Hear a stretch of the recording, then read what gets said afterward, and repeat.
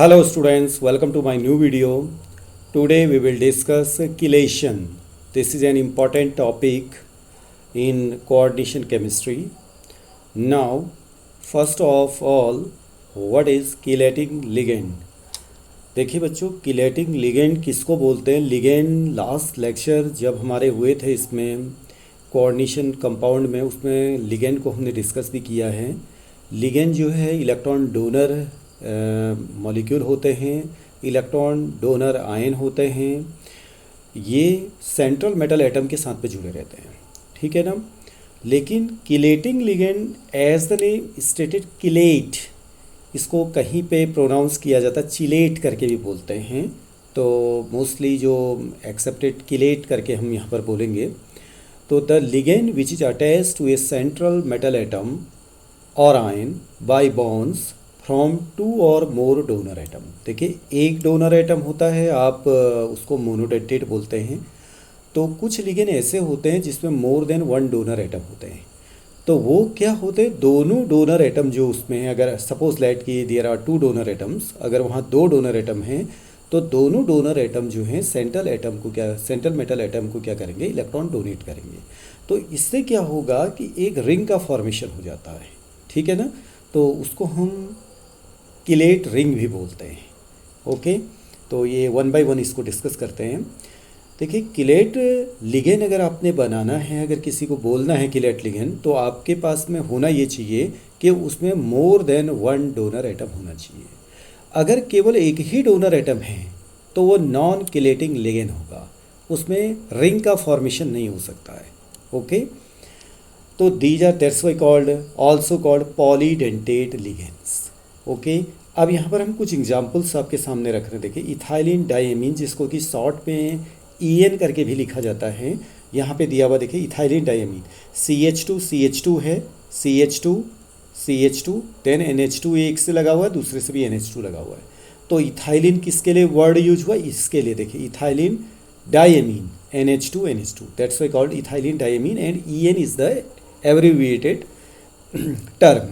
Okay, फिर लिखा हुआ देखिए डाई इथाइलिन ट्राइएमीन. ट्राइएमीन मीन्स तीन उसमें NH2 ग्रुप होंगे. तो एक तरह से ये समझ लीजिए कि जो आपका इथाइलिन डायमीन है उसमें ही आगे को हमने क्या कर देना है, एक CH2, जैसे यहाँ पे है देखिए NH2, एक H आप इसमें से कम कर दीजिएगा, एक H कम कर देंगे तो आप CH2 NH2 NH2 अगर इसमें जोड़ देते हैं तो वही हमारा क्या रहेगा, ये जो डाईइन जिसको हम बोल रहे हैं डाई इथाइलिन ट्राइएमीन. तो इट मीन्स इसमें CH2 दो होंगे. देखिए, CH2 यहाँ भी है. देखिए, लर्न करना बहुत आसान है. CH2 यहाँ भी है. अब लेकिन उसमें ट्राइएमीन है तो दोनों CH2 यूनिट को जोड़ने के लिए एक बीच में NH ग्रुप लगा हुआ है, और उसके जो कॉर्नर्स में दोनों अगर एंड पॉइंट को देखें तो दोनों में NH2 ग्रुप लगा हुआ है. तो ये हो गया आपका डाई इथाइलिन ट्राइएमीन. ओके, इसी तरह से DMZ होता है. देखिए, डाई मिथाइल ग्लाइकोजीन. DMZ का जो स्ट्रक्चर दिया हुआ है ये आपके सामने है. तो इसमें भी जो है डोनर एटम जो है मोर देन 2 होंगे, तो इसकी वजह से इसमें रिंग का फॉर्मेशन पॉसिबल है. EDTA का फुल फॉर्म है इथाइलिन डायमीन टेट्राएसिटेट. बहुत बार एग्ज़ाम में पूछा जाता है कि EDTA किस तरह का लिगेंड है, तो ये हेक्साडेंटेट लिगेंड होता है. देखिए, इसमें दो नाइट्रोजन एटम है, लास्ट लेक्चर में डिस्कस भी किया जिसमें लिगेंड के बारे में मैंने बताया था. N दो तो होते हैं N एटम जो डोनर एटम की तरह काम करेंगे, और 4 होते हैं इसमें क्या, ऑक्सीजन एटम. तो 2 and 4, तो इट मीन्स 6 ये डोनर एटम ये इंक्लूड करता है, और इसको हेक्साडेंटेट लिगेंड के अंदर रखा गया है. ये भी किलेटिंग लिगेंड की तरह काम करता है. It means ring formation, central atom के साथ में जुड़ करके रिंग फॉर्मेशन का ये काम करेगा. तो इस वजह से इसको किलेटिंग लिगेंड कहते हैं. इसी तरह से एक हम शॉर्ट में लिखते हैं ACAC. ठीक है, इसका फुल नेम है एसिटिल एसीटोनेट. तो एक तरह से जैसे नाम देखिए एसिटाइल एसीटोनेट, इट मीन्स इसमें एसिटाइल ग्रुप होगा, इट मीन्स CH3CO ग्रुप होगा। और एसीटोनेट किससे रिलेटेड है? एसीटोन से रिलेटेड है। तो देखिए ये ग्रुप है जो आपका, ये CH3CO ग्रुप ये हो गया। और एसीटोन के लिए आप क्या लिखते हैं? CH3C डबल बॉन्ड और CH3 लिखते हैं ना। तो यहाँ पर एक H हटा करके आपने क्या जोड़ दिया? ग्रुप CH3CO ग्रुप इससे जोड़ दिया। यहाँ पर CH2 होगा, C डबल बॉन्ड और CH3, इसको AC बोलेंगे। ओके, तो ये जो लिगेंड यहाँ पर हमने एग्जाम्पल के रूप में आपके सामने शो किए हैं, ये all these are chelating ligands. Okay, अब now what is chelation? Chelation जिसमें किलेटिंग लिगेंड होगा वही किलेशन भी फॉर्म करेगा। एक किलेशन की प्रोसेस है, किलेशन प्रोसेस के लिए बोला गया है। Polydentate ligand are a type of ligands where the molecules can form several bonds to a single metal atom या ion, or they are ligands with more than one donor sites and forms one or more rings known as chelate or chelate ring, and the phenomenon is known as the chelation. It means chelate ring का formation करना कौन करेगा? Ligand central metal atom के साथ में करेगा, और इस पूरी प्रोसेस को हम क्या बोलेंगे? केलेशन बोलेंगे। और जो पूरा कॉम्प्लेक्स का फॉर्मेशन हो जाएगा, उस पूरे कॉम्प्लेक्स फॉर्मेशन को हम क्या बोलेंगे? मेटल किलेट्स बोलेंगे। मेटल किलेट्स क्यों बोला? क्योंकि सेंट्रल मेटल एटम के साथ में जो है वो लिगेंड जो है किलेटिंग लिगेंड है वो जुड़ा हुआ था, तो मेटल किलेट्स बोलेंगे। ठीक है ना?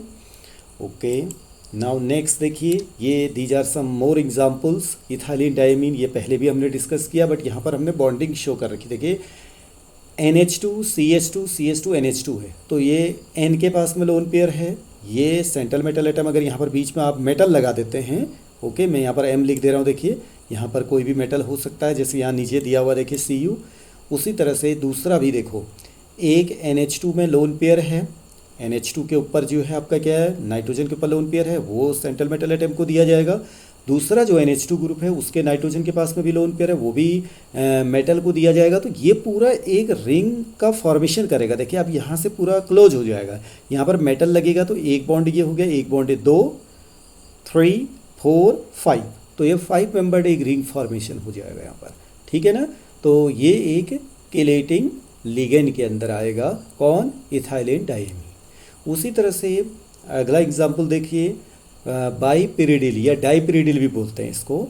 BI माने दो पिरिडीन रिंग है आपस में जुड़ी है। देखिए ये पिरिडीन है, एक मोइटी पिरिडीन है, दूसरी मोइटी ये भी पिरिडीन है, तो दोनों आपस में जॉइन है। तो नाइट्रोजन के पास में आप देखते हैं लोन पेयर होता है। ओके, तो ये नाइट्रोजन डोनेट करेगा, ये भी नाइट्रोजन डोनेट करेगा, तो यहाँ पे आपका मेटल होगा सेंट्रल मेटल, तो इससे एक रिंग फॉर्मेशन हो जाएगा। अब देखिए कितने मेंबर रिंग बनी है? देखिए 1 2 3 4 एंड 5 मेंबर्ड रिंग बन रही है। ओके, उसी तरह से अगला एग्जाम्पल है, देखो 1 2 बेस। ओके, तो ये क्या बोल रहे हैं हम? Di methyl phosphino. देखो फॉस्फिनो, डाई मिथाइल फॉस्फिनो, इसमें दो मिथाइल ग्रुप एमी किसको इंडिकेट कर रहा है? CH3 को। P 2 CH3 लगे हुए हैं, P 2 CH3 लगे हैं। फॉस्फोरस के पास में देखिए एक लोन पेयर है, क्योंकि फॉस्फोरस के आउटर मोस्ट में कितने होते हैं? 5 इलेक्ट्रॉन होते हैं ना, 3 इलेक्ट्रॉन तो बॉन्ड बनाए। देखिए एक पेयर बचा हुआ है, तो ये आपका क्या करेगा? सेंट्रल मेटल एटम के साथ में जुड़ सकता है, उससे बॉन्ड बना सकता है।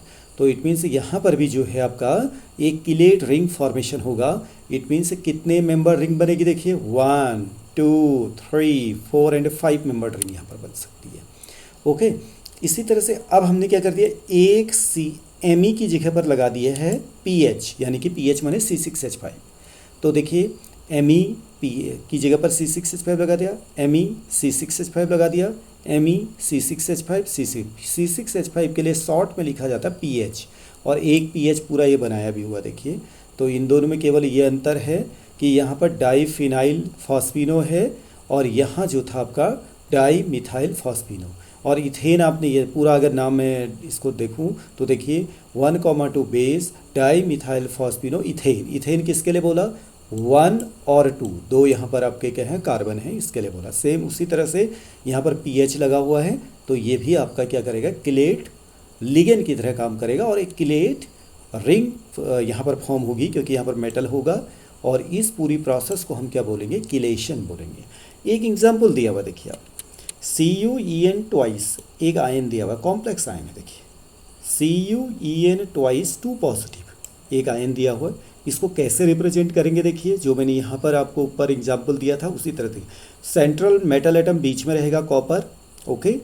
CH2 NH2 इसके पास में लोन पेयर होगा, ओके। उसी तरह से इसके पास में भी लोन पेयर होगा। ये lone pair central metal atom को डोनेट करेंगे, ये भी सेंट्रल मेटल एटम को डोनेट करेगा। उसी तरह से जो दूसरा वाला आपका EN है, इथाइलिन डायमीन, उसमें भी नाइट्रोजन के पास में आपके लोन पेयर होंगे, नाइट्रोजन के पास में लोन पेयर होंगे। ये lone pair central metal atom को डोनेट किए जाएंगे। तो इससे आप देख रहे हैं कि एक रिंग फॉर्मेशन हो रही है। देखिए रिंग किस तरह 5 मेंबर रिंग बन रही है, कैसे बन रही है देखिए, 1 2 3 4 एंड 5, ओके। दूसरी तरफ भी 5 मेंबर रिंग है, ओके। इसी तरह से ये मैंने Cu का एग्जाम्पल दिया, तो आप PT सेंट्रल एटम में PT लगा करके भी सेम तरह का आयन यहाँ पर बन सकता है। एक कॉम्प्लेक्स आयन का फॉर्मेशन ये हो सकता है। तो एक चिलेट रिंग ये है देखिए, ये पूरी को, इस पूरे रिंग को हम चिलेट रिंग बोलेंगे। ये है हमारा, अगर Cu को मैं ले लूँ, ये चिलेट रिंग है या किलेट रिंग जिसको हम बोलते हैं। और उसी तरह से यहाँ भी देखिए एक किलेट रिंग यहाँ बन रही, देखिए ये भी किलेट रिंग है, ओके। तो इस तरह से इस पूरी होल प्रोसेस को हम बोलते हैं किलेशन बोलते हैं, ओके। नाउ ये जो लिगेन हैं जो कि किलेट रिंग का फॉर्मेशन कर रहे हैं, ये बहुत सारे मॉलिक्यूल्स हैं जो नेचुरली अकरिंग हैं, उनमें भी ये मिल जाएंगे आपको।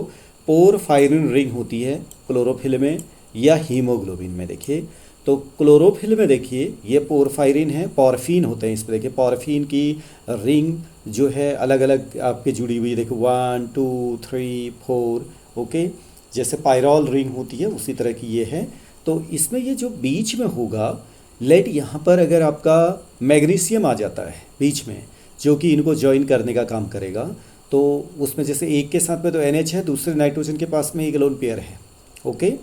तो ये lone pair central metal atom को डोनेट करेगा। यहाँ पर बीच में जो होगा सेंट्रल मेटल एटम होगा, सेंट्रल मेटल आयन होगा, ओके। अगर यहाँ पर मैग्नीशियम है तो आप देखते हैं क्लोरोफिल में सेंट्रल मेटल क्या होता है, मैग्नीशियम। यह हमेशा याद रखिएगा, एग्ज़ाम में पूछा जाता है कि क्लोरोफिल में सेंट्रल मेटल एटम कौन होता है, तो मैग्नीशियम हो गया। उसी तरह से हीमोग्लोबिन, अगर यहाँ पर आयरन है, आयरन की कौन सी स्टेट होती है हीमोग्लोबिन में, Fe+2 यानी कि फेरस स्टेट होती है। यहाँ पर Fe+2 होगा तो वो हीमोग्लोबिन में जो है पोरफायरिन रिंग एक फॉर्म करेगा इस तरह से, ओके। तो इसको हम बोलते हैं हीमोग्लोबिन होगा, हीम मीन्स आयरन से रिलेटेड है, ओके। तो ये पोरफायरिन रिंग है जो कि किलेट रिंग की तरह आपको काम करने को यहाँ पर दिख जाएगी। तो ये हमारे नेचुरल प्रोडक्ट्स में भी मिलते हैं, नेचुरली अकरिंग जो कंपाउंड्स होते हैं प्लांट्स में, या हम उसको अगर एनिमल किंगडम में, ह्यूमन बीइंग्स में कहें कि हीमोग्लोबिन है, ये भी चिलेट रिंग फॉर्म करते हैं या किलेट रिंग जिसको हम बोलते हैं उसको फॉर्म करते हैं, ओके।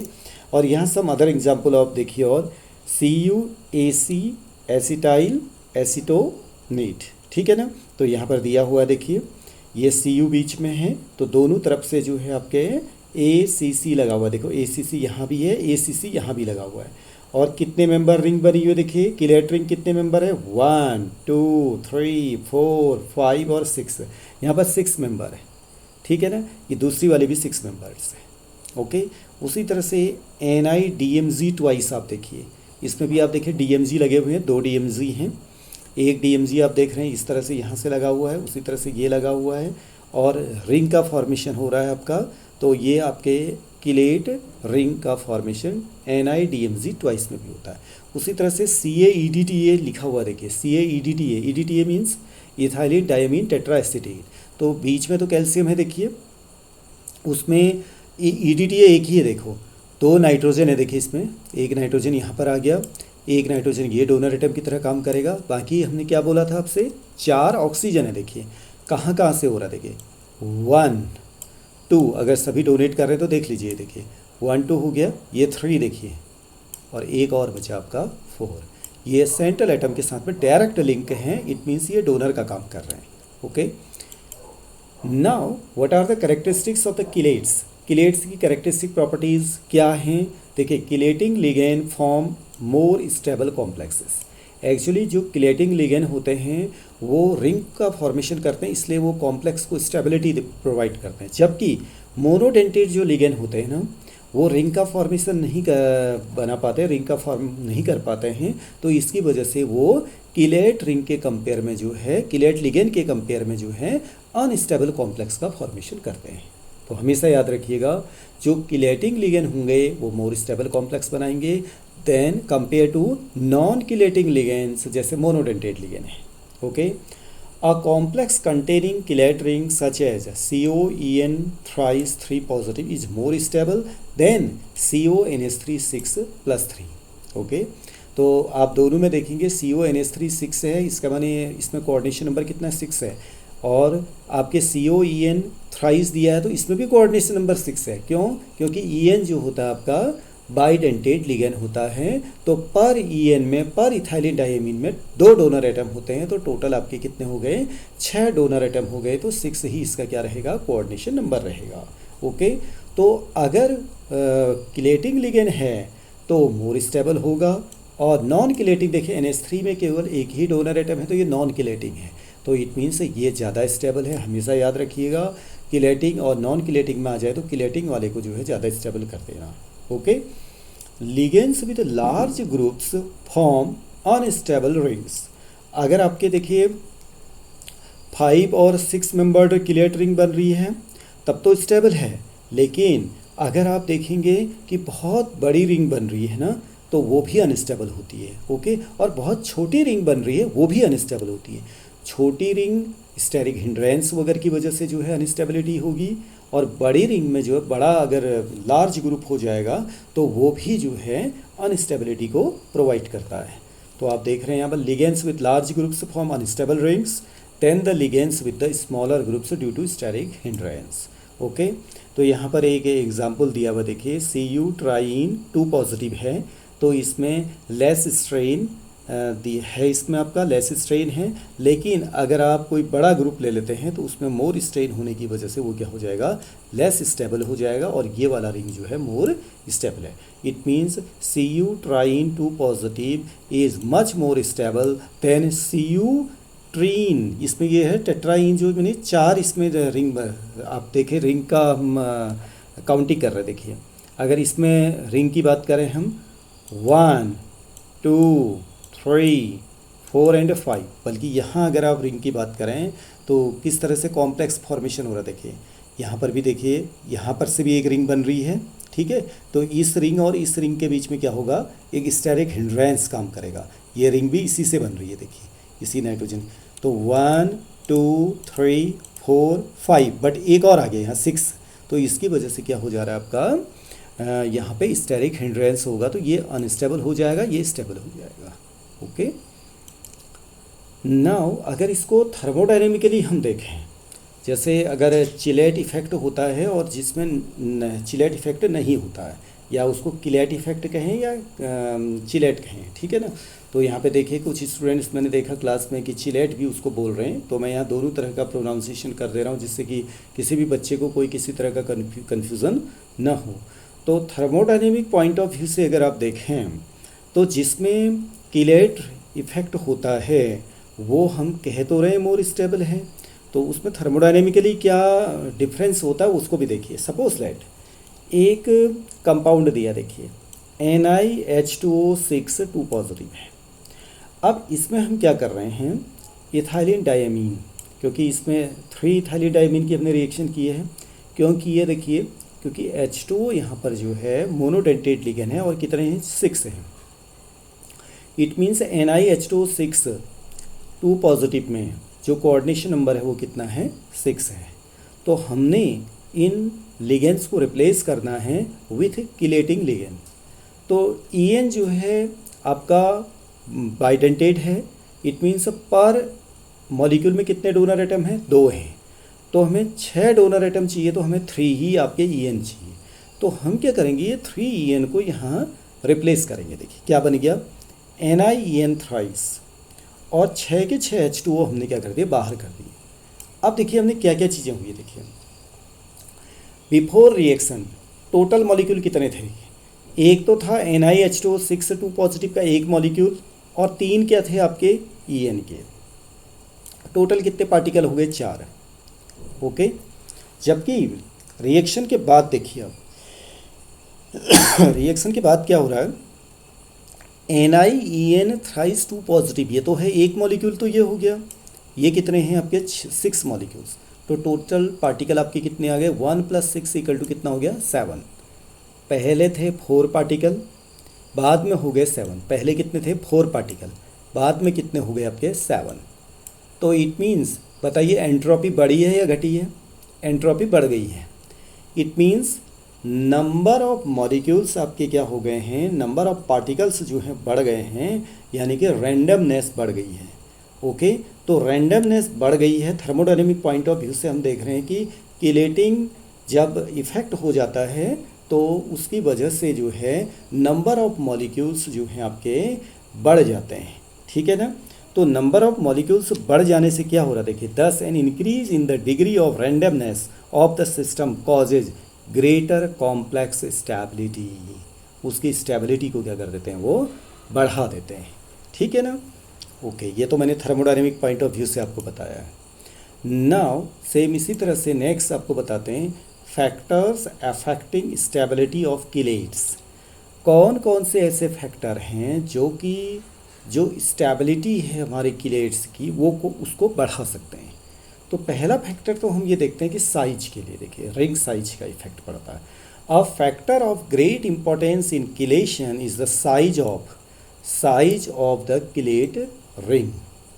जो भी साइज उसमें बनेगा, जैसे कोई 5 मेंबर्ड बनेगा, कोई 6 मेंबर्ड बनेगा, ठीक है ना, तो उसमें किसकी स्टेबिलिटी ज़्यादा होती है। यहाँ पर एक चार्ट हमने दिया हुआ, देखिए रिंग साइज 5 अगर है, 5 मेंबर्ड रिंग है तो उसकी स्टेबिलिटी 10.7 होती है, ठीक हो गया ना। उसी तरह से अगर 6 है तो 7.1 है, देखो कम होती जा रही है। अगर 7 मेंबर्ड है तो 5.1 है, उसी तरह से 8 मेंबर्ड है तो 4.6 है। जैसे जैसे रिंग साइज बढ़ रहा है तो स्टेबिलिटी क्या होती चली जा रही है, कम होती जा रही है, ये भी आपको ध्यान में रखना है। ओके, तो इसको आपको सोचना पड़ेगा कि ऐसा क्यों हो रहा है। एक्चुअली जैसे जैसे रिंग साइज बढ़ रहा है तो उसमें क्या होता चला जा रहा है, हमारा स्टेरिक हिंड्रेंस बढ़ता चला जा रहा है। तो स्टेरिक हिंड्रेंस बढ़ेगा तो क्या होगा, एक तरह से आपस में रिपेल करेंगे। वो कौन कौन से रिपल्सन होने शुरू हो जाएंगे, इलेक्ट्रॉन इलेक्ट्रॉन रिपल्सन होगा, न्यूक्लियस न्यूक्लियस रिपल्सन होने लगेगा। तो इसकी वजह से सिस्टम में एनर्जी क्या होगी, बढ़ेगी। जब सिस्टम में एनर्जी बढ़ेगी तो ऑब्वियसली कि उसमें क्या हो जाएगा, अनस्टेबिलिटी बढ़ने लगेगी, क्योंकि सिस्टम में जब एनर्जी बढ़ जाएगी तो कोई ना कोई बॉन्ड टूट सकता है। जब बॉन्ड टूट जाएगा तो अब बताइए कैसी स्टेबिलिटी रहेगी। जब मॉलिक्यूल ओरिजिनल मॉलिक्यूल नहीं रहेगा तो क्या आप स्टेबिलिटी उसको बोल सकते हैं, बिल्कुल भी नहीं। तो दैट्स वाई कभी भी याद रखना, स्टेरिक हिंड्रेंस की वजह से मॉलिक्यूल में दो तरह के जो रिपल्सन होते हैं हमारे, electron electron repulsion, nucleus nucleus repulsion, ये बढ़ जाते हैं। और इसकी वजह से जो है सिस्टम की एनर्जी क्या होगी, बढ़ेगी। जब सिस्टम की एनर्जी बढ़ेगी तो उस मॉलिक्यूल की रिएक्टिविटी बहुत ज़्यादा हो जाएगी। जब रिएक्टिविटी बहुत ज़्यादा हो जाएगी तो मॉलिक्यूल जो है वो तो रहेगा ही नहीं। जब मॉलिक्यूल जो है वो रहेगा नहीं तो कहाँ की स्टेबिलिटी उसकी रहेगी। ओके, तो बहुत इजी तरीके से उसको समझना है आपको, केमिस्ट्री पॉइंट ऑफ व्यू से, एनर्जी पॉइंट ऑफ व्यू से उस चीज़ों को समझते चले जाना है। Now number of chelate rings अभी हमने डिस्कस किया था, उसका एक एग्जांपल और दे रहे हैं, देखिए greater the number of chelate rings. अब greater the number of chelate ring, पहले तो हमने रिंग साइज की बात करी, अब हम नंबर्स की बात कर रहे हैं कि चिलेट रिंग कितनी बनी। सपोज करें कहीं पर चिलेट रिंग 2 बन गई, कहीं पर 3 बन गई, कहीं पर 4 बन गई, तो जितनी ज़्यादा बनेंगी ना तो वो स्टेबिलिटी भी बढ़ाएगा एक तरह से। ओके, तो कैसे, हम नंबर्स की बात कर रहे हैं, साइज की बात नहीं कर रहे हैं। Okay, greater the number of chelate rings greater will be the stability of the complexes. As the number of donor atoms in a chelating agents increases, the stability increases. This is attributed to the increase in the number of chelate rings formed by such ligands. अब आप यहाँ पर एक example देखिए, इससे आपको बिल्कुल clear हो जाएगा। देखिए यहाँ पर निकेल के साथ में एक chelate ring बनी है, ओनली वन, इसको आप देखें, ठीक है। बाकी तो ये H2 लगे हुए हैं, मोनोटेंटेट है। अब आप ज़रा इधर देखिए, एक रिंग ये है और दूसरी रिंग और बन गई, यहाँ पर 2 रिंग बन गई। ठीक है, और इसमें आपके 3 रिंग बन गई। ओके, 3 रिंग बन गई ना, तो इट मीन्स ये जो है सबसे ज़्यादा स्टेबल होगा, ये याद रखना आपको। ओके, नाउ स्टेरिक फैक्टर, जो अभी मैं आपसे बोल रहा था स्टेरिक फैक्टर क्या होता है, देखिए अब यहाँ पर एक एग्जांपल भी हम दे रहे हैं। This arises due to the presence of the bulky group, okay, either attached to or near to a donor atom to cause mutual repulsion between the ligands and their by weakening the metal ligand bond. देखिए मैंने bond टूटने की बात की थी, metal ligand bond, this leads to lesser stability. Okay, अब यहाँ पर एक कॉम्प्लेक्स है, देखिए stabilities of 3 complexes formed by Ni2 positive with 3 different chelating agents such as 8 हाइड्रोक्सीक्विनोलिन, एक है 8 हाइड्रोक्सीक्विनोलिन देखिए, दूसरा है आपका देखो 2 मिथाइल 8 हाइड्रोक्सी, देखो यहाँ बगल में एक 2 मिथाइल ग्रुप और आ गया। ओके, फिर थर्ड में देखिए एक हमने क्या कर दिया 4 मिथाइल 8 हाइड्रोक्सी। तो इस तरीके से यहाँ पर क्या हुआ है आपका, जैसे जैसे आप यहाँ देखिए, आप यहाँ को जा रहे हैं, 8 हाइड्रोक्सीक्विनोलिन एक था, इसमें तो कोई दूसरा CH3 ग्रुप कुछ है ही नहीं, यहाँ पर एक CH3 ग्रुप आ गया, ठीक है ना। अब हमने इस वाले में क्या कर दिया, नाइट्रोजन, क्योंकि डोनर एटम कौन है यहाँ पर, नाइट्रोजन है। अब यहाँ पे नाइट्रोजन के बगल में ही है, देखिए ये भी यहाँ पर है, यह भी यहाँ पर है, लेकिन यहाँ पे आप देख रहे हैं कि ये थोड़ा सा दूर दूर है। ओके, तो इसमें क्या होगा, the stabilities of the 3 complexes formed by Ni2 positive with 3 different chelating agents such as, ये आपको 3 कंपाउंड दिए हुए हैं। तो जैसे जैसे आप देख रहे हैं कि इसमें क्राउडिंग इफेक्ट यानी कि स्टेरिक इफेक्ट बढ़ेगा, वैसे वैसे उसकी स्टेबिलिटी क्या होगी, घटती चली जाएगी। तो यहाँ पर ये जो है आपका सबसे ज़्यादा स्टेबल होगा, जो पहला वाला 8 हाइड्रोक्सी वाला, ठीक है ना। Now what is the importance of the किलेट्स, जो किलेट्स हैं उसका इंपॉर्टेंट क्या, कहाँ कहाँ पे इसका यूज किया जाता है, देखिए क्योंकि किलेट्स में हम क्या करते हैं, सेंट्रल मेटल आयन के साथ में जो है लिगेंड की बॉन्डिंग कर देते हैं। तो कहीं कहीं पे क्या हो सकता है, कुछ चीज़ों को सेपरेट करने में इसका यूज किया जा सकता है, ठीक है, वो किलेट फॉर्मेशन कर देगा तो वहाँ से वो चीज़ हट सकती है। ओके, तो देखिए number 1, chelates are used in softening of water. Okay, तो chelates are used in the separation of the lanthanide and actinide, क्योंकि लेंथेनाइड से क्या होते हैं, लगभग उनका साइज बराबर होने की वजह से उनको सेपरेट करना बहुत टफ होता है। तो अगर आप उनमें आप किलेट्स से फॉर्मेशन कर देंगे तो कुछ को सेपरेट कर सकते हैं। Okay, chelates are used in the detection of some metals in qualitative analysis.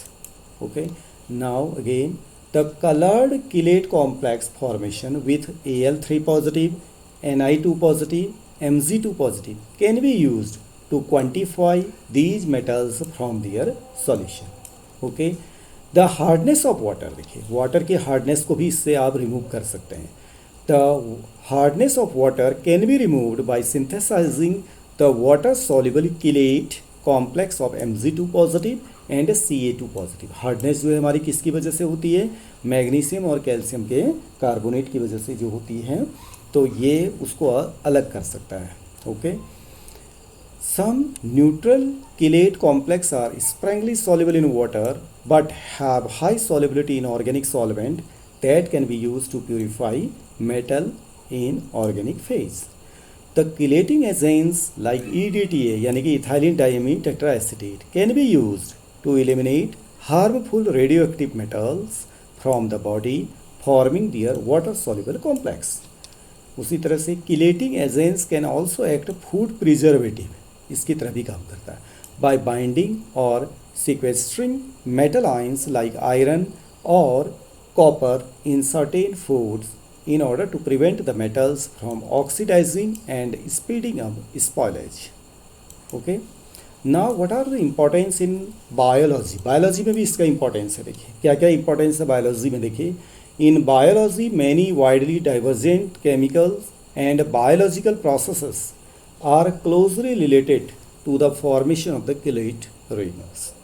Many metals which are essential for the normal growth and maintenance of life in both animals and plants are present in the form of their chelates in the organism. जैसे अभी हमने haemoglobin और chlorophyll की बात करी थी, वो चीज़ यहाँ पर बायोलॉजिकल इंपॉर्टेंस में आ गया। Haemoglobin which is the oxygen carrier, देखिए ऑक्सीजन कैरियर का काम करता है in the blood, is an iron chelate. Okay. Chlorophyll which is essential for photosynthesis in plants is magnesium chelates. ये बहुत इंपॉर्टेंट है. देखिए हीमोग्लोबिन आयरन किलेट है, क्लोरोफिल मैग्नीशियम किलेट है. Oxygen carrier in the blood of various invertebrates are the chelate compound of the elements such as magnesium and vanadium. Vitamin B12 आपने सुना है which is an anti pernicious anaemia factor is a cobalt chelate, क्योंकि vitamin B12 में क्या पाया जाता है आपका cobalt. Okay. Now thank you very much. See you in next lecture. Okay. Thanks a lot.